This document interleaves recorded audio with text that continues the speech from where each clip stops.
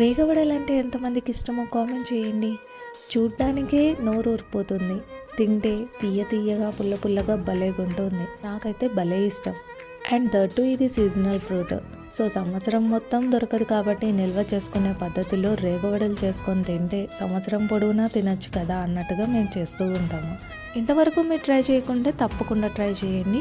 KG రేగి పండ్లను wash చేసి ఆరబెట్టుకోవాలి. తర్వాత 2 టేబుల్ స్పూన్ల ఉప్పు, 1 టేబుల్ స్పూన్ జీలకర్ర వేసుకొని మెత్తగా నూరుకొని 5-6 పచ్చిమిర్చిని కూడా వేసుకొని కచ్చా పచ్చగా దంచుకొని కొద్ది కొద్దిగా రేగికాయలను కూడా వేసుకుంటూ కచ్చా పచ్చగా దంచుకొని ఫైనల్గా హాఫ్ డల్లా బెల్లం వేసేసుకుంటాం. పుల్ల పుల్లగా తీయ తీయగా ఉండే రేగు బజ్జీ రెడీ అవుతుంది. ఇప్పుడు ఈ బజ్జీని మనము డాబా పైకి తీసుకెళ్ళి కవర్ పైన చిన్న నిమ్మకాయ సైజ్ అంతా తీసుకొని అలా ఒత్తుకుంటూ మధ్యలో హోల్ పెట్టండి. 2-3 రోజుల పాటు ఎండలో ఎండబెట్టుకుంటే సంవత్సరం పాటు నిల్వ ఉండే రేగు వడియాలు రెడీ.